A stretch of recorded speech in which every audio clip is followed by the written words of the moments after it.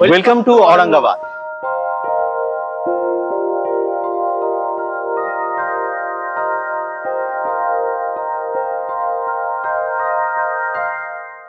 যারা আমাদের আগের পর্বের ভিডিওটা দেখেছেন তারা জানেন যে আমরা গতকাল অর্থাৎ 8ই মে 2025 আমরা ছিলাম শিরডিতে, এবং শিরডি থেকে কিন্তু আমরা আজকে সরাসরি চলে যাচ্ছি औरंगाबादে।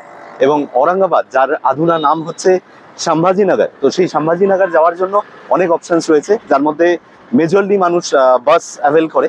এখান থেকে বাস খুবই ইজিলি অ্যাভেলেবল এবং ভাড়াটাও কম। বাট আমরা একটা রিটার্ন গাড়ি সেটা শেয়ারে পেয়ে গেছি, যদি সে প্যাসেঞ্জার পায় তাহলে সে শেয়ারে নেবে, আদারওয়াইজ আমরা ডিরেক্টলি এই গাড়িতে করে পৌঁছে যাব। সময় অনেকটাই কম লাগবে, মাত্র 1.5 ঘন্টা সময় লাগবে। এখন ঘড়িতে সময় 11:10 আর আমাদের অফার হয়েছে 1000 টাকায়। তো আমার মনে হয় it's a good deal. AC হবে আর পার্সোনালও হবে। তো আমরা এখান থেকে বেরোচ্ছি এবং পৌঁছবো औरंगाबादে।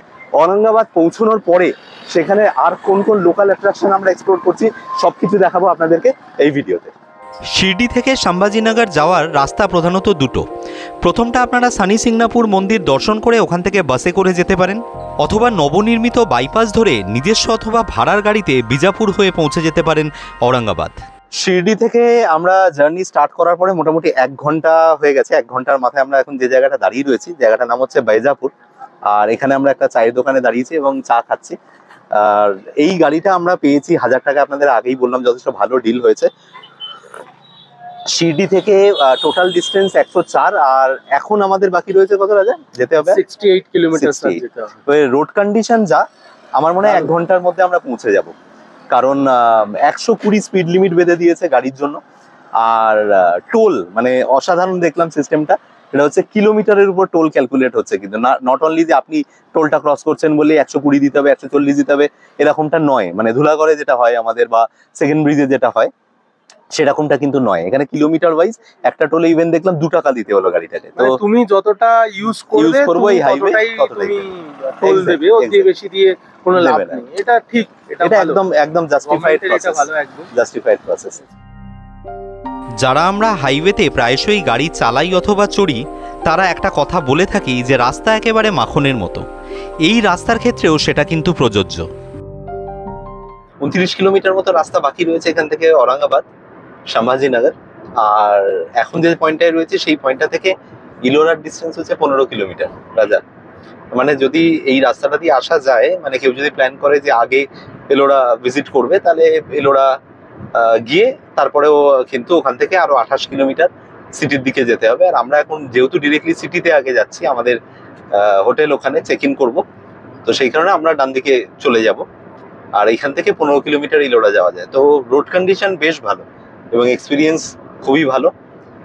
আর সকালবেলা বেরিয়ে লোকে ইলোরা করে তারপরে কিন্তু আবার রিটার্ন আসতে পারবে। হ্যাঁ, সেটা করা যায় কেউ যদি ইলোরাতে না থাকতে চায়। ঠিক আছে, সো আর মোটামুটি আধ ঘন্টার মধ্যে পৌঁছে যাব। হোটেলে চেক ইন করবো, লাগেজ ড্রপ করবো, করে আমরা বেরাবো হচ্ছে আজকে সিটি ট্যুরের জন্য।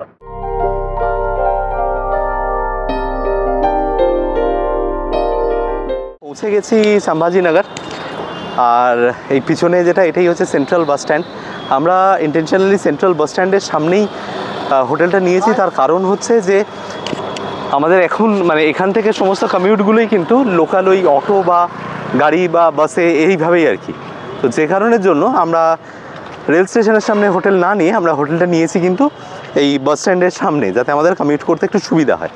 তো যাই হোক, এখন জাস্ট আমরা চেক ইন করেই বেরিয়ে যাব লোকাল সাইট সিইংয়ের জন্য। তো হোটেলটা চেক ইন করছি, হোটেলের ডিটেলস সব কিছু বলছি আপনাদের, কত কী খরচ পড়েছে না পড়েছে। আচ্ছা, মোদি সম্রাটে এবার আমাদের রুমটা আপনাদেরকে দেখাচ্ছি। রুম নাম্বার 124, এটা ডাবল বেড এসি রুম। তো এখানে দেখতেই পাচ্ছেন রুমে ঢুকে প্রথমেই একটা কিন্তু কুইন সাইজ বেড রয়েছে এবং দুটো পিলো দিয়ে দিয়েছে। রুমের এদিকে যেটা রয়েছে সেটা হচ্ছে যে একটা বেডসাইড টেবিল মতো রয়েছে, সেখানে ব্যাগেজেস রাখা যায়। একটা ইন্টারকমের একটা টেলিফোন লাইন রয়েছে, চার্জিং পয়েন্টস রয়েছে। এবার যদি এখানে চলে আসি, এখানে একটা ছোট জায়গা দিয়েছে জামা কাপড় রাখার জন্য, হ্যাঙ্গার দেওয়া রয়েছে একটা টাইপের। এখানে একটা মিরর রয়েছে এবং সামনে এখানেও অনেকটা স্পেস রয়েছে, ব্যাগেজেস রাখা যাচ্ছে। তারপরে যদি এখানটা চলে আসি তাহলে এখানে রয়েছে টিভি ক্যাবিনেট। তো ছোট্ট জাস্ট টিভি, দুটো রিমোট, এসির রিমোট এইগুলো রয়েছে, একটা ছোট টিভি রয়েছে, এলইডি টিভি রয়েছে। আচ্ছা, এই সাইডের বেসিক্যালি রুমের মধ্যে এখানে দুটো চেয়ার আর একটা টেবিল দিয়েছে। ওয়াশরুমটা যাচ্ছি ভিতরে, এই হচ্ছে ওয়াশরুম। ওয়াশরুমের শুরুতেই এখানটা রয়েছে হচ্ছে একটা হ্যান্ড বেসিন, এখানে একটা আয়না রয়েছে, ওখানে একটা র্যাক রয়েছে, এখানে কোমোড রয়েছে দেখাই যাচ্ছে ইউজুয়াল। আর এই সাইডটা কি রয়েছে, এই সাইডে একটা স্পেস রয়েছে যেটা অফ নো ইউজ। আর এদিকটা হচ্ছে একটা গিজার রয়েছে উপরে, আর এখানে হচ্ছে বাথিং জোনটা, মানে যেটা শাওয়ার লাগানো রয়েছে। তো পরিষ্কার, তবে একটু রাস্টেড, একটু ইউজড। তো এই ছিল হচ্ছে রুম। ওয়াশরুমটা যাচ্ছি ভিতরে, এই হচ্ছে ওয়াশরুম। ওয়াশরুমের শুরুতেই এখানটা রয়েছে হচ্ছে একটা হ্যান্ড বেসিন, এখানে একটা আয়না রয়েছে, ওখানে একটা র্যাক রয়েছে, এখানে কোমোড রয়েছে দেখাই যাচ্ছে ইউজুয়াল। আর এই সাইডটা কি রয়েছে, এই সাইডে একটা স্পেস রয়েছে যেটা অফ নো ইউজ। আর এদিকটা হচ্ছে একটা গিজার রয়েছে উপরে, আর এখানে হচ্ছে বাথিং জোনটা, মানে যেটা শাওয়ার লাগানো রয়েছে। তো পরিষ্কার, তবে একটু রাস্টেড, একটু ইউজড। তো এই ছিল হচ্ছে রুম। তো এই রুমটার আমাদের কস্ট পড়েছে হচ্ছে 1881 টাকা। আমরা অনলাইনে কেটেছি অ্যাগোডা থেকে। তো 1881 for one night, double sharing basis. আর বাকি এসি টেসি সমস্ত কিছু ঠিক আছে। আমাদের কাটার মেন রিজন যেটা, সেটা হচ্ছে যে ঔরঙ্গাবাদে আপনি কমিউনিকেশনটা কিভাবে করতে চাইছেন তার উপর অনেকটা নির্ভর করে। তো রেল স্টেশন এখান থেকে প্রায় 1.5 কিলোমিটার দূরে। তো যেহেতু আমরা ট্রেনে আসিনি, আমরা বাই রোড এসেছি, সেই কারণে আমরা সেন্ট্রাল বাস স্ট্যান্ডের ঠিক পিছনে এই হোটেলটাকে নিয়েছি। এটা জাস্ট হচ্ছে বাস স্ট্যান্ড থেকে 500 মিটারও হবে না, 150-200 মিটার মতো। আর এছাড়াও আপনারা যদি মনে করেন আপনারা স্টেশনের বাইরে, সেখানেও হোটেল আছে, বাজেট হোটেল পেয়ে যাবেন, আপনারা সেখানেও থাকতে পারেন। Welcome to Aurangabad. আদুনা নাম হচ্ছে সম্ভাজিনগর। আমরা এসে পৌঁছলাম, ঘড়িতে সময় দুপুর 2টো। আর এখন আমরা লাঞ্চ করছি। একদম আমাদের জাস্ট হোটেলটা হচ্ছে সেন্ট্রাল বাস স্ট্যান্ডের সামনেই। বাস স্ট্যান্ডের থেকে বেরিয়ে রাস্তার অপোজিটেই রয়েছে একটা পার্ক, এবং সেই পার্কের সামনেই আমরা এখন লাঞ্চ করছি। এবং এখান থেকেই কিন্তু আমরা বেরিয়ে পড়বো আমাদের লোকাল সিটি ট্যুরের জন্য, যেটা এতক্ষণ আপনাদেরকে বলছিলাম। তো আমরা কোথায় কোথায় যাচ্ছি রাজা আজকে? আজকে যাচ্ছি আমরা বিবিকা মকবরা, ঠিক আছে? অবশ্যই দেখতেই হবে, যেটাকে মিনি তাজমহল বলা হয়। Exactly. পাশেই রয়েছে হচ্ছে কেভ, ঔরঙ্গাবাদ কেভ, যেটা নাকি একদম কেভটা রয়েছে ওর পাশেই। হ্যাঁ, ঔরঙ্গাবাদ শহরটাকে কিন্তু সিটি অফ গেটস বলা হয়। যেমন আমরা থানে গেছিলাম সিটি অফ লেকস, তো এটাকে বলা হয় সিটি অফ গেটস। এখানে অনেক দরজা কিন্তু রাস্তার মাঝে মাঝে পড়বে, তো সেগুলো চেষ্টা করবো যতটা সম্ভব দেখানোর জন্য। মুঘল আমলে এই শহরে এরকম 52টি গেট তৈরি হয়েছিল, যার কয়েকটি এখন অবশিষ্ট রয়েছে। তার মধ্যে অন্যতম একটি আমরা এখন ক্রস করছি। আমাদের আজকের যাত্রা শুরু হলো ঔরঙ্গাবাদ কেভ থেকে। এই কেভ প্রতিদিন সকাল 9টা থেকে বিকেল 5টা পর্যন্ত খোলা থাকে। ভারতীয়দের জন্য প্রবেশ মূল্য মাথাপিছু 25 টাকা। এসে পৌঁছেছি আমাদের আজকের প্রথম ডেস্টিনেশন, ঔরঙ্গাবাদ কেভ দেখতে। আমরা সাধারণত ঔরঙ্গাবাদ এলেই কিন্তু অজন্তা বা ইলোরার কথা বলি, কিন্তু ইটসেলফ ঔরঙ্গাবাদ শহরের উপকণ্ঠে মাত্র 3.5 কিলোমিটার ডিস্টেন্সেই রয়েছে ঔরঙ্গাবাদ কেভ। টোটাল 12টা কেভের সন্ধান পাওয়া যায় বৌদ্ধ যুগের, যার মধ্যে একটা চৈত্য বিষয়টা আশা করি আপনারা কম বেশি যারা এই ধরনের ভিডিও দেখেন তারা জানেন। আমরা এর আগেও কিন্তু মহারাষ্ট্রের আরো একটা এরকম কেভে গেছিলাম, যেখানে কিন্তু চৈত্য আপনাদের দেখিয়েছিলাম। সেটা যদি না দেখা হয়ে থাকে সেটা অবশ্যই দেখে নিতে পারেন। তো যাই হোক, আমরা উপরে উঠছি। ভূপৃষ্ঠ থেকে প্রায় 70 ফুট উপরে এই কেভটা অবস্থিত। তো উপরে যাই, গিয়ে আপনাদেরকে দেখাচ্ছি। বৌদ্ধ ধর্মাবলম্বীরা খ্রিস্টীয় 3য় থেকে 8ম শতকের মধ্যে ব্যাসাল্ট পাথরের এই গুহাগুলি নির্মাণ করেন। এখানে আমরা উপরে যে জায়গাটা উঠে এলাম আর কি, তো প্রায় 60-70টা মতো সিঁড়ি ভেঙে। তো এখানে রয়েছে কেভ নাম্বার 1 to 5, কিন্তু সবকটা দেখা যায় না। 1 যেরকম রেস্ট্রিক্টেড রয়েছে, কন্ডিশন ভালো নয় বলে দেখতে পাওয়া যায় না। তো এটা হচ্ছে কেভ নাম্বার 2, যেটা সামনে আমরা দাঁড়িয়ে রয়েছি। এখানে একটা গৌতম বুদ্ধের একটা স্ট্যাচু রয়েছে, তো সেটা ভেতরে যাব, আপনাদেরকে দেখাবো। এবং এরপরে কিন্তু হচ্ছে 3, 4 and 5, এই জায়গাটা যে আমরা উপরে উঠলাম, এখানে এই কটাই রয়েছে। এবার এখান থেকে কিন্তু আরো 1 কিলোমিটার দূরে রয়েছে, যেখানে কিন্তু রয়েছে হচ্ছে 6 to 9, এবং 10, 11, 12 কিন্তু এখন কোনো সংস্কার হয়নি, সেটা একেবারে খান্ডার অবস্থায় পড়া রয়েছে, সেটা গভর্নমেন্টের আন্ডারেও নেই, তো সেটা হয়তো দেখাও যাবে না। তো বাকিটা আমরা এখান থেকে যাব, গিয়ে আমরা চেষ্টা করবো 6 to 9 দেখানোর। ওখানে 7 নম্বর গুহাটা খুব ইম্পর্টেন্ট। তো চলুন প্রথমে আমরা ভিতরে যাই, এখানে 2 নম্বর গুহাটা আপনাদেরকে ভালো করে দেখাই।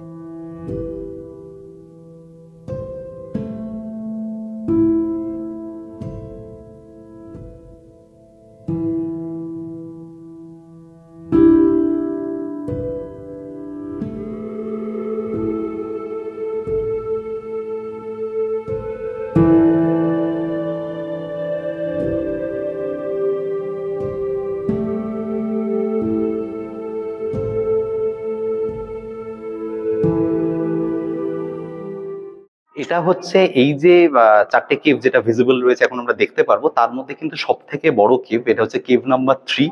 এবং এখানে কিন্তু গৌতম বুদ্ধ ভেতরে মূর্তিটি রয়েছে, ধর্মচক্র প্রবর্তন এই মানে মুদ্রায় তিনি কিন্তু এখানে আসীন রয়েছেন। এবং এই মানে 3 নম্বর কেভের বৈশিষ্ট্য হচ্ছে এটাই যে এখানে কিন্তু প্রচুর আপনারা পিলার দেখতে পারবেন এবং সেই পিলারের উপরে কিন্তু খুব সুন্দর কারুকার্য করা রয়েছে। তো বেশ বড়, এটা প্রায় 400 স্কোয়ার মিটার, মানে আমি একটা রাফ একটা ক্যালকুলেট করলাম। তো সেই জায়গাটা কিন্তু এর পুরো ভিতরটা, তো এটা ভীষণ ইন্টারেস্টিং। আমি কিন্তু অনেক কেভে গেছি, মানে এত বড় কেভ কিন্তু খুব কম দেখা যায়। তো একবার ভিতরে নিয়ে যাই আপনাদের।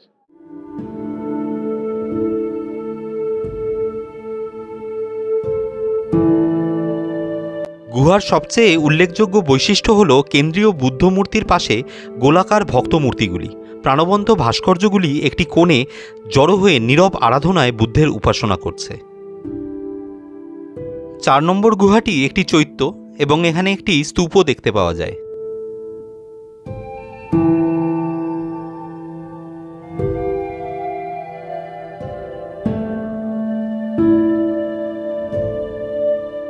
গুহা নাম্বার 2 থেকে 5 পুরোটাই দেখা কমপ্লিট করলাম। 1 নম্বর আগেই বলেছি দেখা গেল না, এবং 3-এর পাশেই রয়েছে হচ্ছে 4 এবং 4-এর পাশে একটু সিঁড়ি দিয়ে উঠলেই হচ্ছে 5।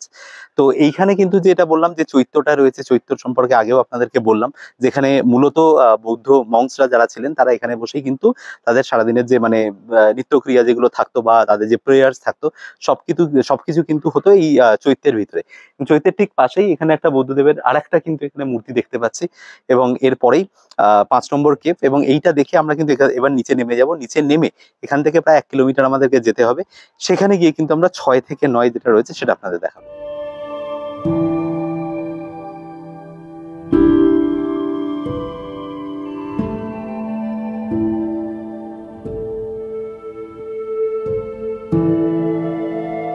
এখানে আসার পর থেকে আমি একটা জিনিস ভীষণ মিস করছিলাম, সেটা হচ্ছে যে গুহা লিপি, যেটা আদিম মানুষেরা লিখতো গুহার মধ্যে।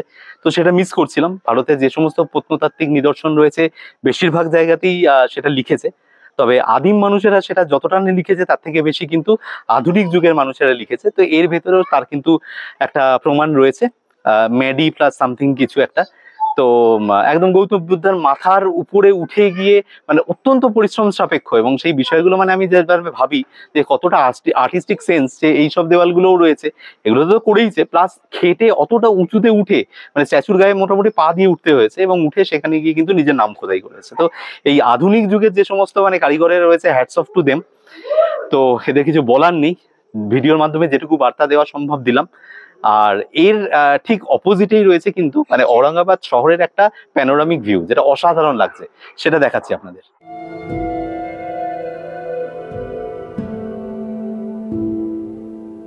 এই রাস্তা ধরেই প্রায় আমাদের 1 কিলোমিটার মতো হাঁটতে হয়েছিল বাকি গুহাগুলো দেখার জন্য।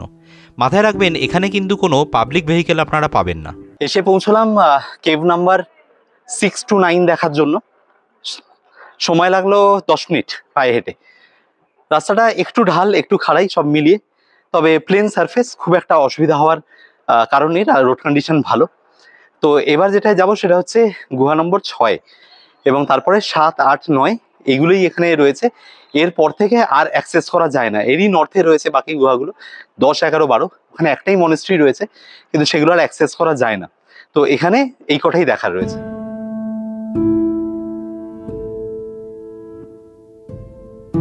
এই গুহার প্রবেশদ্বারটি দুটি বিশাল দ্বারপাল দ্বারা সুরক্ষিত, যার উপরে উড়ন্ত দম্পতি এবং বামন মূর্তি খোদাই করা রয়েছে, এবং ভিতরে পদ্মাসনে উপবিষ্ট একটি বৌদ্ধ মূর্তিও দেখতে পাওয়া যায়।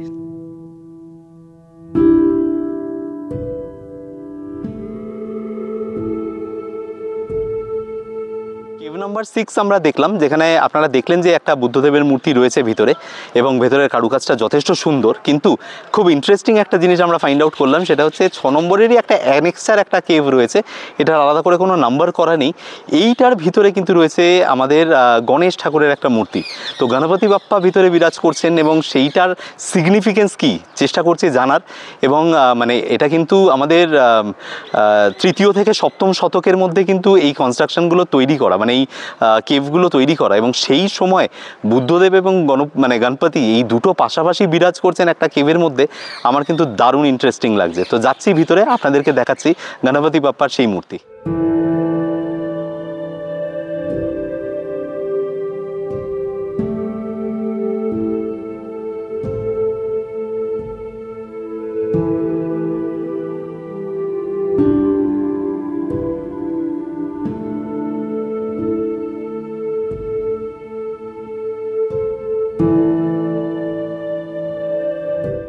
7 নম্বর গুহার সামনের দিকে 4টে স্তম্ভ রয়েছে এবং সামনে একটা বারান্দাও রয়েছে। বারান্দার পিছনের দেওয়ালে দুটো বিশাল ভাস্কর্য খোদাই করা রয়েছে। বাঁ দিকে রয়েছেন অবলোকিতেশ্বর এবং ডান দিকে রয়েছেন মঞ্জুশ্রী, এবং তাদের মাথার উপরে উড়ন্ত বামনদের দেখতে পাওয়া যায়।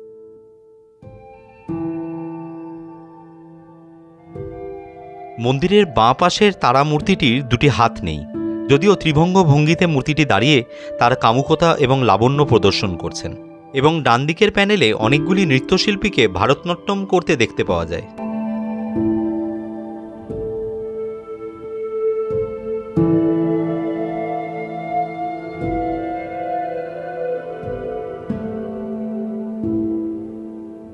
এই 6 থেকে 9 এই সিরিজের গুহার একটা বৈশিষ্ট্য দেখতে পাওয়া যাচ্ছে, সেটা হচ্ছে যে এই গুহাগুলো না মোটামুটি দুটো স্টোরি, মানে একটা নিচে রয়েছে একটা উপরে রয়েছে। তো এরকম দুটো স্টোরির বিল্ডিং, কোনোটার নিচেরটা হয়তো ঠিক অবস্থায় রয়েছে সেটা দেখা যাচ্ছে, কোনোটার হয়তো উপরটা রয়েছে সেটা দেখা যাচ্ছে, কোনোটার আবার নিচটা এখনও অবধি হয়তো এক্সকাভেশন করে গভর্নমেন্ট সেটাকে রিকভার করতে পারেনি। আর দ্বিতীয় আর একটা জিনিস খুব ইন্টারেস্টিং পাওয়া যাচ্ছে এখানে, সেটা হচ্ছে যে বৌদ্ধ রীতির সাথে সাথে কিন্তু হিন্দু শাস্ত্রের বিভিন্ন দেবদেবী, তো তাদেরও কিন্তু অবস্থান একই গুহার মধ্যে। তো এটা কিন্তু খুব ইন্টারেস্টিং, সেটা দেখতে পাওয়া যাচ্ছে। তো এখন আমরা 6 আর 7 দেখলাম, 8, 9-এর জন্য আমাদেরকে আবার উপরে উঠতে হবে, গিয়ে দেখাচ্ছি আপনাদের। উপরে উঠেই প্রথম আমরা দেখে নেব 9 নম্বর গুহা। মন্দিরের বাঁ দিক থেকেই হলের প্রবেশপথ, এবং সেখানে মহাপরিনির্বাণের একটি দৃশ্য রয়েছে, যেখানে বুদ্ধ মাতৃভূমিকে বিদায় জানিয়ে স্বর্গে আশ্রয় নিচ্ছেন। এর পাশাপাশি পদ্মপাণির দণ্ডায়মান 4 হাত বিশিষ্ট একটি মূর্তিও রয়েছে, যাকে সদাক্ষরী অবলোকিতেশ্বর বলা হয়। এর উপরেই অবস্থিত 8 নম্বর গুহাটি। ঔরঙ্গাবাদ সাইট সিইং জমে গেছে। আমার একটাই কথা মনে হয়েছে, অজন্তা ইলোরা তো নিশ্চয়ই যাবেন এখানে এলে, বাট ঔরঙ্গাবাদে একদিন স্টে করে অবশ্যই আসুন। মানে 100% রেকমেন্ডেড একটা দারুণ কিন্তু জায়গা, আপনারা এক্সপ্লোর করবেন, এবং সেই অর্থে খুব একটা ক্রাউডেড নয়, অলমোস্ট ফাঁকাতে আপনারা কিন্তু এই অসাধারণ কিছু যে কেভসগুলো রয়েছে সেগুলো দেখতে পারবেন। কেভস নাম্বার 9 দেখা কমপ্লিট করলাম, এটা ছিল। এবং মানে গৌতম বুদ্ধের বিভিন্ন আসনে তার যে মূর্তিগুলো রয়েছে, পিছনেই দেখতে পাচ্ছেন স্লিপিং বুদ্ধা, তো এরকম বিভিন্ন আসনে গৌতম বুদ্ধার মূর্তিগুলো এখানে আমরা দেখতে পাচ্ছি, এবং পাশাপাশি বিভিন্ন হিন্দু দেবদেবী তাদেরও মূর্তি কিন্তু এখানে অনেক রয়েছে। তো এবার যেটা ইম্পর্টেন্ট সেটা হচ্ছে, আমরা শুনেছিলাম যে 9 অবধি রয়েছে এখানে, তো একজন আমাদেরকে মানে এখানকার গাইড যিনি রয়েছেন উনি বললেন যে 10 নম্বরটাও এখানেই রয়েছে, কিন্তু সেটা এখন অবধি কিন্তু তার ভিতরে কিছু পাওয়া যায়নি, সেটা ফাঁকা। তো আমরা যাব 10 নম্বরটা দেখব, এবং আগেই বলেছি 11 এবং 12 একেবারেই অ্যাক্সেসেবল নয়, তো 10-এ যাচ্ছি, আপনাদেরকে দেখাচ্ছি।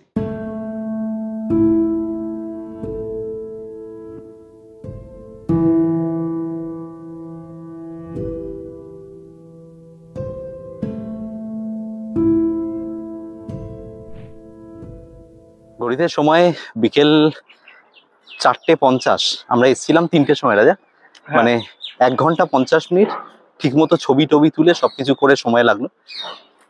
তো আমার মনে হয় যে এখানে এলে 2 ঘন্টা সময় হাতে নিয়ে আসাটাই বেটার। অনেক কিছু দেখার এবং ফটোগ্রাফির যথেষ্ট ভালো অপশন রয়েছে, সুন্দর ফটোগ্রাফি করতে পারবেন।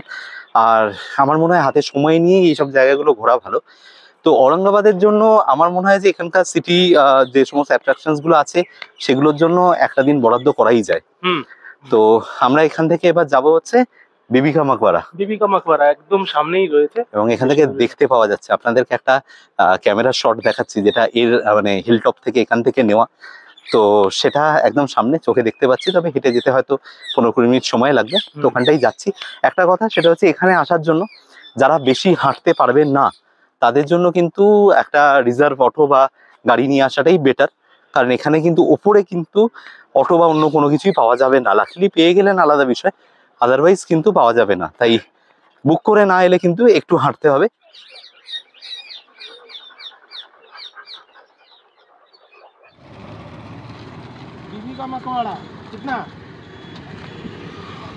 ভাগ্যক্রমে একটা ফিরতি অটো পাওয়ায় আমাদের নিচে নামতে খুব একটা অসুবিধা হয়নি।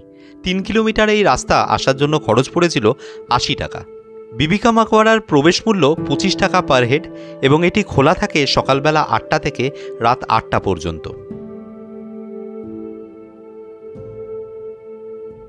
অরঙ্গজেবের শাসনকালে স্থাপত্য কীর্তি সেরকম খুব একটা না থাকলেও ব্যতিক্রম অবশ্যই এই বিবি কা মাকবারা, যাকে দাক্ষিণাত্যের তাজ বা গরিবের তাজও বলা হয়। ঔরঙ্গাবাদের one of the iconic site এই মিনি তাজমহল, যেখানে আমরা এখন চলে এসেছি এবং এখানে আপনাদেরকে পুরোটা ঘুরিয়ে দেখাবো এবং এখানকার ইতিহাস সবকিছু বলবো আপনাদের। আপনারা জানেন যে ঔরঙ্গজেব তার বড় ছেলে আজম শাহ বেসিক্যালি এটা তৈরি করেছিলেন তার মায়ের বলা যেতে পারে মেমোরিজে, যার নাম ছিল দিলরাজ বানু বেগম। এবং এই দিলরাজ বানু বেগম ছিলেন কিন্তু পারস্যের রাজকন্যা, তাকে ঔরঙ্গজেব বিয়ে করেছিলেন এবং তিনি ছিলেন তার মানে প্রথম স্ত্রী। তিনি মারা যাওয়ার পরে ঔরঙ্গজেব ভীষণভাবে ভেঙে পড়েন এবং তার মেমোরিতে তার ছেলে আজম শাহ এটা তৈরি করেন 1651 থেকে 61 খ্রিস্টাব্দে। কিন্তু মজার বিষয় হচ্ছে তার 30 বছর আগেই কিন্তু তৈরি হয়েছে তাজমহল, এবং তাজমহলের সাথে এর যে রিজেম্বলেন্স তারও কিন্তু একটা বিরাট বড় গল্প আছে, সেটা কিন্তু বলবো আপনাদের ভিতরে গিয়ে। তবে এই যে মিনি তাজমহল, এটা নিয়েও মানুষের উদ্দীপনা কম নয়, উৎসাহ কম নয়। আপনারা দেখতে পাচ্ছেন উইকডেজে বহু মানুষ এটা দেখার জন্য এসেছেন, তো আমরাও এসেছি, আপনাদেরকে দেখাবো ভিতরে এবং ওভারঅল জায়গাটা কেমন লাগছে আমাদের। বিভিন্ন ঐতিহাসিক এবং বিদেশি পর্যটকদের বিবরণ থেকে বোঝা যায় যে এটি নির্মাণ শুরু হয়েছিল 1653 খ্রিস্টাব্দে এবং শেষ হয়েছিল 1660 খ্রিস্টাব্দে। ছোটবেলায় আমরা ইতিহাসের বইয়ে তাজমহল সম্পর্কে প্রচুর পড়েছি, ছবি দেখেছি, এবং একটু বড় হওয়ার পরে আমার এক্স্যাক্টলি মনে হচ্ছে না ক্লাস 8 বা 9 এরকম সময় হবে, তখন ইতিহাস বইয়ে এরকম একটা চ্যাপ্টার এসেছিল যেখানে এই বিবি কা মাকবারার কথা বলা হয়েছিল, যে এরকম দ্বিতীয় আর কি একটা তাজমহল, মানে অলমোস্ট একটা কপি আর কি, তো সেরকমটা তৈরি হয়েছে। তো তৈরি হয়েছে মানে এরকমটা একটা আছে আর কি। তো তখন থেকে আমার একটা সাংঘাতিক মানে আগ্রহ তৈরি হয়েছিল, তার কারণ হচ্ছে যে তাজমহল তো ঠিক আছে ল্যান্ডমার্ক, কিন্তু একটা ল্যান্ডমার্ক জিনিসের তার একটা রেপ্লিকা হতে পারে এবং সেটাও একটা ল্যান্ডমার্ক। আমার একটা আগ্রহ ছিল ভীষণভাবে এটা দেখার, তো সেটা এতদিনে কমপ্লিট হলো এবং এটা আমাদের এই ঘোড়ার নেশা থেকেই আলটিমেটলি হলো। আদারওয়াইজ দেখুন মানে সচরাচর কেউ এটা দেখার জন্য আলাদা করে হয়তো আসবে না, কিন্তু ঔরঙ্গাবাদ এলে আমার মনে হয় এটা মিস করা উচিত না। মানে যেরকমটা আমরা ঔরঙ্গাবাদ কেভ দেখলাম এবং তারপরে এই জায়গাটা, কি মনে হয়? সামনাসামনি, একদম সামনাসামনি, আর বেশ দারুণ জায়গা। যদি কেউ যদি তাজমহল না যদি গিয়ে যদি থাকেন, আসবেন এখানে, ঠিক আছে, অবভিয়াসলি এসে নিয়ে এখানে ভালো করে ফটো তুলতে পারবেন, কোনো অসুবিধা হবে না। কিন্তু তাজমহলেরই হচ্ছে ডুপ্লিকেট, মিনি তাজমহল বলা যেতে পারে। হ্যাঁ, ঠিক ডুপ্লিকেট বলবো না, কারণ এটার পিছনেও একটা ইমোশন আছে যে সে কিন্তু তাজমহল শাহজাহান বানিয়েছিলেন তার স্ত্রীর স্মৃতির উদ্দেশ্যে, এখানে কিন্তু আজম শাহ বানিয়েছেন তার মায়ের স্মৃতির উদ্দেশ্যে। তো দুটো ইমোশন আলাদা এবং মানে দুজনের উদ্দেশ্যটা একই, মানে সেই জায়গা থেকে আমি খারাপ ভালো বা ডুপ্লিকেট বলবো না। তবে হ্যাঁ, তাজমহল দেখে থাকলেও আসবেন, কম্পারিজনস করবেন না, অবভিয়াসলি কম্পারিজনস হয়ও না, সেটা তাজমহল ওয়ে ফার বেটার, কিন্তু এলে এই জায়গাটা দেখবেন, এটা রেকমেন্ডেড। অনিচ্ছা সত্ত্বেও এর কম্পারিজনস তাজমহলের সাথে যে চলে আসে তার অন্যতম কারণ এর প্রধান স্রষ্টা আতাউল্লাহ রাশিদির জন্ম পরিচয়, কারণ তিনি ছিলেন তাজমহলের প্রধান স্থপতি ওস্তাদ আহমেদ লাহোরির পুত্র। রয়েছে এই মকবরার ঠিক উপরে, এবং এই মকবরার উপরে আসার পরে যেটা দেখতে পাচ্ছি সেটা হচ্ছে যে মানে চারদিকে যে ওয়ালটা রয়েছে বা যা কাজগুলো রয়েছে সেটা কিন্তু একদম আইডেন্টিক্যাল, মানে একদম চারটে দিকে চারটে ওয়ালই কিন্তু একদম আইডেন্টিক্যাল, যেরকম দরজাগুলো রয়েছে একদম আইডেন্টিক্যাল, কিন্তু প্রবেশটা কিন্তু সামনের দিক থেকেই হচ্ছে, যেখান থেকে গিয়ে কিন্তু আপনারা এই দিলরাজ বানু বেগমের কিন্তু ইয়েটা দেখা যাবে, মানে তার যে সমাধি ক্ষেত্রটা সেটা দেখতে পাওয়া যাবে। এবং চারদিকে রয়েছে চারখানা পিলার এবং সেই চারটে পিলারও কিন্তু একেবারেই আইডেন্টিক্যাল। তবে মজার ব্যাপার হচ্ছে এর যে চারটে দিক, চারদিক থেকেই ওঠার ব্যবস্থা থাকলেও পশ্চিম দিকের যে দরজাটা, সেই পশ্চিম দিকের দরজাটা বন্ধ করে দেওয়া হয়েছে। এবং এটা আজকে নয়, এটা কিন্তু বহুকাল আগেই এখানে একটা মসজিদ তৈরি হয়, একটা মস্ক তৈরি হয় বেসিক্যালি, যেখানে বসে 377 জন নামাজি কিন্তু একসাথে নামাজ আদা করতে পারে। তো এটা নিজাম তৈরি করেছিলেন তৎকালীন সময়, এবং এই কারণের জন্য কিন্তু পশ্চিম দিকে ওঠার যে দরজাটা সেটা পুরো কমপ্লিটলি ব্লক হয়ে যায়। তো যাই হোক, এই সমস্ত কিছু ঘুরে দেখছি এখানে, এবং এখানকার আর্কিটেকচার নিয়ে এবং কিভাবে এটা তৈরি হয়েছিল সেই নিয়ে আরো বিস্তারিত ইতিহাস সবকিছু বলবো আপনাদের। মকবরার মূল ভবনটি যেখানে রানীর সমাধি অবস্থিত তা ভূপৃষ্ঠ থেকে 19 ফুট উচ্চতায় অবস্থিত। মূল সমাধিসৌধের উপরের তলায় চারপাশে মার্বেল পাথরের জালি রয়েছে যার উচ্চতা 7 ফুট। এখান থেকেই আমরা রাবিয়া উদ দৌরানির সমাধি দেখতে পাই। এখানে যাওয়ার জন্য অষ্টভুজাকৃতির সিঁড়ি আছে। মূল কাঠামোয় ঠিক মাঝখানে একটি বড় গম্বুজ এবং চারদিকে চারটে ছোট গম্বুজ দেখতে পাওয়া যায়, এবং চারধারে চারটি মিনার রয়েছে। মিনারগুলো এক একটি 72 ফুট উঁচু এবং উপরে যাওয়ার জন্য 144টি সিঁড়ি রয়েছে। সন্ধ্যে 7টা বাজে, আমরা বিবি কা মাকবারার উপর থেকে নিচে নেমে এলাম, এবং এখন টাইম আর কি, যেহেতু সানসেট হয়ে গেছে, এখন কিন্তু এখানে একটা লাইটিং হবে, মানে লাইট জ্বালানো হবে। তো সেটা কেমন দেখতে সেটা দেখবো। আমরা খানিকটা রয়েছি এখানে, সামনাসামনি রয়েছি, আমরা বেরোচ্ছি না এক্ষুনি। এবং এখান থেকে কিন্তু আমরা যাব হচ্ছে আমাদের হোটেলের সামনে, সেখানে একটা পার্ক রয়েছে এবং অন দ্য প্রসেস আমরা যাব হচ্ছে পাঞ্চাক্কি বলে একটা জায়গা রয়েছে এখানে, সেখানে একটা বলা যেতে পারে ইঞ্জিনিয়ারিং একটা ব্রিলিয়েন্স রয়েছে, সেটাও আপনাদেরকে দেখাবো। এবং এইভাবেই কিন্তু আজকে আমাদের এই ঔরঙ্গাবাদের সিটি ট্যুর যেটা সেটা শেষ হবে। এছাড়াও আরো দুটো একটা স্পট আছে যেটা আমরা গুগলে দেখলাম আবার ক্লোজ দেখাচ্ছে বলে আমরা সেটাকে স্কিপ করলাম। সোনেরি মহল বলে একটা জায়গা আছে, আপনারা চাইলে সেখানে যেতে পারেন। সেখানে একটা হিল টপ রয়েছে ছোট, সেটাকে ট্রেক করা যেতে পারে, কিন্তু আমরা আজকে ট্রেকিং করার মতো মোডে নেই, প্রচুর ওয়াকিং হচ্ছে আমাদের, সেই কারণে আমরা ওটাকে স্কিপ করলাম। আপনারা এলে অবশ্যই সেই দুটো দেখে নিতে পারেন, তবে তার জন্য আমার মনে হয় 1 ডে লাগবে টোটাল, মানে হাফ ডেতে ম্যানেজ হবে না পুরো একদিন। তো যেটা আমরা আজকে প্ল্যান করেছিলাম যে শিরডি থেকে এসে আমরা হাফ ডেতে এখানে ট্যুরটা করব, সেই কারণে আমরা মেজর দুটো পয়েন্ট বা 3টে পয়েন্টকেই কভার আপ করলাম। বিবিকা মাকবারা সম্পর্কিত প্রায় প্রতিটি আলোচনাতেই এর সাথে কিন্তু জাঁকজমকপূর্ণ তাজমহলের একটা তুলনা করা হয়। কিন্তু তাজমহল নির্মাণের সময়ে শাহজাহানের মর্যাদা, অবস্থান, কোষাগারের অবস্থা এবং তার সর্বোচ্চ ক্ষমতা সব দিক থেকেই ছিল ঔরঙ্গজেবের থেকে অনেক সুবিধাজনক। তা যাই হোক, তাজমহলের থেকে ধারে ভারে আকারে আয়তনে প্রায় 30% কম হলেও বিবিকা মাকবারার সৌন্দর্য অস্বীকার করার কোনো উপায় নেই। তাই চাঁদনি রাতের তাজমহলের দৃশ্য ভুলে গিয়ে আমরা সেদিন রাত্রে উদ্ভাসিত হয়েছিলাম আলোকোজ্জ্বল বিবিকা মাকবারা দেখে।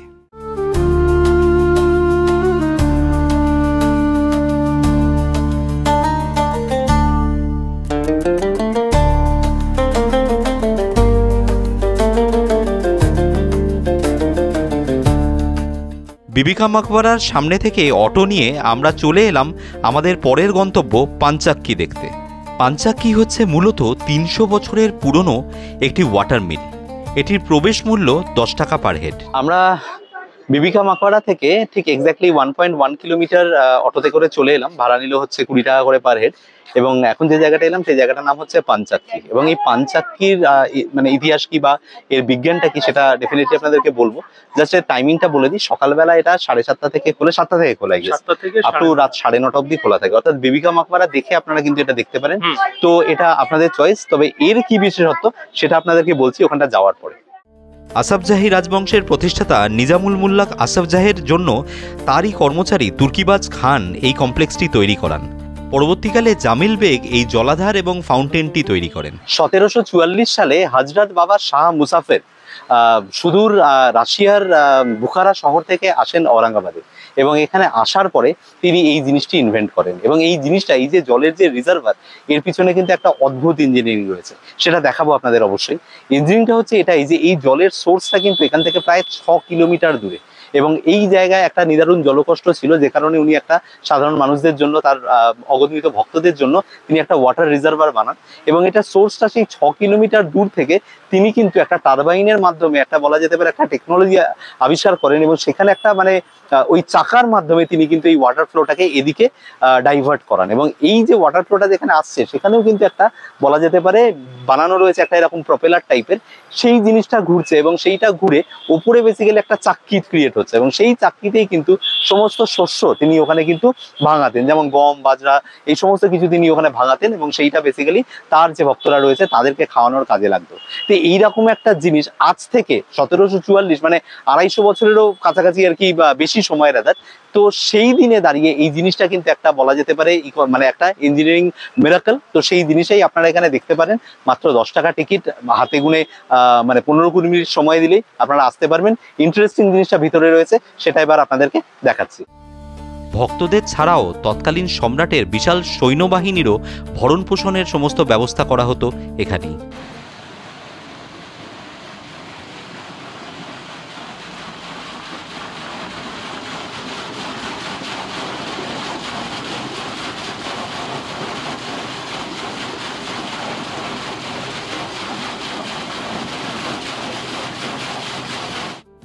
এই পাঞ্চাক্কির ভিতরেই দেখা মেলে প্রায় 500 বছরের পুরনো একটি বটগাছের।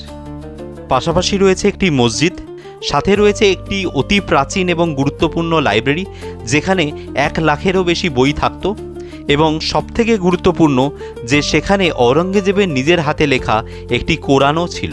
তবে বর্তমানে সেই বইয়ের সংখ্যা মাত্র 2500। ঔরঙ্গজেবের আধ্যাত্মিক পরামর্শদাতা এবং পথপ্রদর্শক হজরত বাবা শাহ মুসাফিরের সমাধিস্থল এখানকার আরও একটি গুরুত্বপূর্ণ আকর্ষণ। তৎকালীন এই সুফি সাধক মুঘল দরবারেরও একটি গুরুত্বপূর্ণ ব্যক্তি হিসেবে গণিত হতেন। আমাদের আজকের দিনের শেষ গন্তব্য ছিল সিদ্ধার্থ গার্ডেন, যা কিন্তু সেন্ট্রাল বাসস্ট্যান্ডের কাছেই অবস্থিত। 1984 খ্রিস্টাব্দে ঔরঙ্গাবাদ মিউনিসিপ্যাল কর্পোরেশন এই পার্কটি তৈরি করেন।